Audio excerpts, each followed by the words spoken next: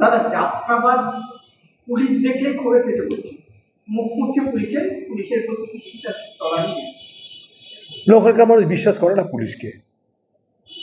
এবং আরো বলছি যে এই পুলিশ, মমতা ব্যানার্জি ওয়ার্ডের কথা বলছেন, 11-12 নম্বর ওয়ার্ড, ধুলিয়ান শহরের মধ্যে 11-12 নম্বর ওয়ার্ডটা হচ্ছে পুরো মুসলিম অধ্যুষিত ওয়ার্ড। যখন হিন্দু গ্রামগুলোতে এই ধরনের অগ্নিকাণ্ড, খুন হয়ে গেল, তখন এই পুলিশ বিএসএফ আর কেন্দ্রীয় বাহিনীকে সঙ্গে নিয়ে এই ধুলিয়ানের 11-12 নম্বর ওয়ার্ডে হামলা করা শুরু করলো, শুধুমাত্র ব্যালেন্স করার জন্য হিন্দুদের উপর বেশি হয়ে গেছে, একটু মুসলমানদের উপরে হোক। সেই 11-12 নম্বর ওয়ার্ডে আমি গেছি নিজে। মুখ্যমন্ত্রী এটা বলছেন না কিন্তু একবারও, উনি বলছেন বিএসএফ করেছে, দেখতে হবে কে করেছে, ফাঁস করে দিবেন কে করেছে।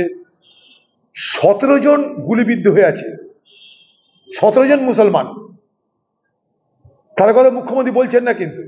তার মধ্যে একজন মারা গেছে, তার 21 বছর বয়স, তার ওয়াইফের 19 বছর বয়স, তার 2 বছরের বাচ্চা। সেই 17 জন যে গুলিবিদ্ধ হয়েছে তার মধ্যে একজন মৃত, এটা কিন্তু কেউ বলছে না কেন? আমি 100 বার বলছি, সম্পূর্ণ ব্যাখ্যা দিয়েছি যে হিন্দুদের উপর প্রচুর টর্চার হয়েছে, খুন হয়েছে, আগুন লেগেছে, মন্দির ভেঙে দিয়েছে। মানে একটা অংশ আন্দোলনকে সামনে রেখে তারা লুট তরাজকে প্রাধান্য দিয়ে যা খুশি তাই করেছে। সেখানে শিবের মন্দির ভেঙেছে, অন্য মন্দিরে আগুন লাগিয়ে দিয়েছে, তারা দেখিয়েছে, কাঁদতে কাঁদতে দেখিয়েছে। তারা বলছে যে আমাদের উপর যা করতে করতে মন্দির কি করলো বলুন, শিবলিঙ্গটাকে ভেঙে রাস্তায় ফেলে দিয়ে কি করলো বলুন।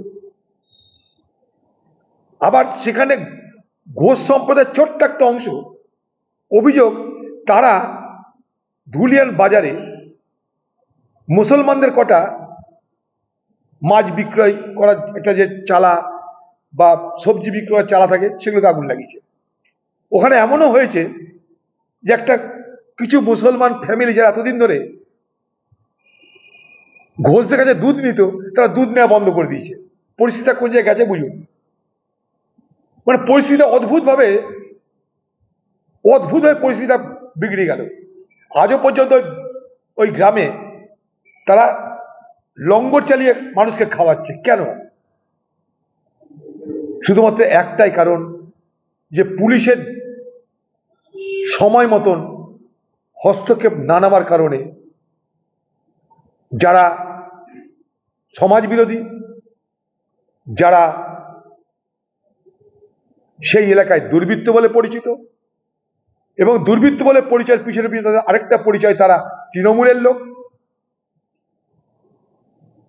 যারা জাফরাবাদে ঘন্টার পর ঘন্টা লুট চালিয়েছে, সন্ত্রাস চালিয়েছে, খুন করেছে, তাদের বিরুদ্ধে কোনো অ্যাকশন নেয়নি। শুধু এইটুকু অভিযোগ সেখানকার। তাই বিরক্ত তারা। আজকে 3 সপ্তাহ পার হয়ে যাওয়ার পর মুখ্যমন্ত্রী সেখানে উৎসব পালন, জনসভা করতেছি। জনসভাটা কেন? সারা মুর্শিদাবাদের লোককে ডেকে নিয়ে গিয়ে জনসভা করেছে কেন? কি দেখাতে চান আপনি?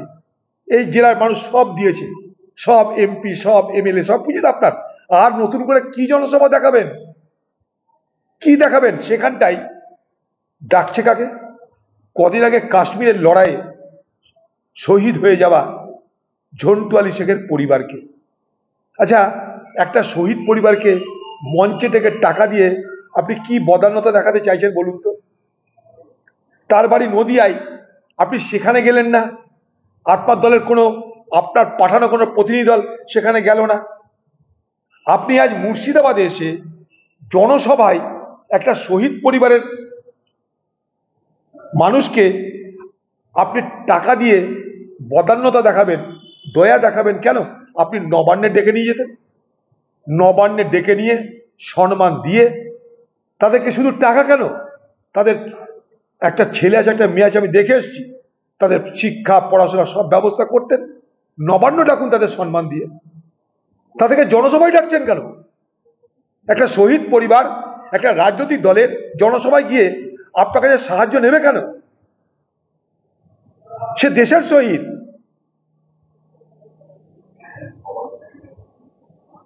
এটা অপমান করা বলে আমি মনে করি। আপনি জনসভা করছেন কেন জানেন? 3 তারিখে বহরমপুর শহরে কংগ্রেসের ডাকা সভায় মানুষের উপস্থিতি মুর্শিদাবাদ জেলার তৃণমূল দলকে পিছনে ঠেলে দিয়েছে। বিরাট কিছু না, সামান্য হলেও সেই জায়গা থেকে উদ্ধার করতে দলকে আপনি জনসভা করেছেন স্কুটিতে। দিদি, কংগ্রেসের সভা লোক আপনার মতো নিশ্চয়ই হবে না, হতে পারে না, কারণ আপনার সবার লোক পুলিশ, বিডিও, এসডিও সবাই মিলে করছে। এসি কোচের বাস যাচ্ছে, খাবার দাবার অঢেল ব্যবস্থা হয়েছে। কিন্তু একটা জিনিস, আমাদের সভা ছোট হলেও শক্তিশালী ছিল। আমাদের সভার পর আপনাকে ঘোষণা করতে হচ্ছে সরকারের পক্ষ থেকে সুপ্রিম কোর্টে যাবেন ওয়াকফ আইন বাতিলের দাবিতে। যখন ওয়াকফ আইন মোটামুটি সুপ্রিম কোর্ট গ্রহণ করতে রাজি না, মানতে রাজি না, ওয়াকফ আইন না মানাকে কেন্দ্র করে যখন সরকার পিছিয়ে হটতে আরম্ভ করেছে, তখন আপনি মুর্শিদাবাদ জেলায় কংগ্রেসের সভা দেখে আপনি জনসভা করছেন।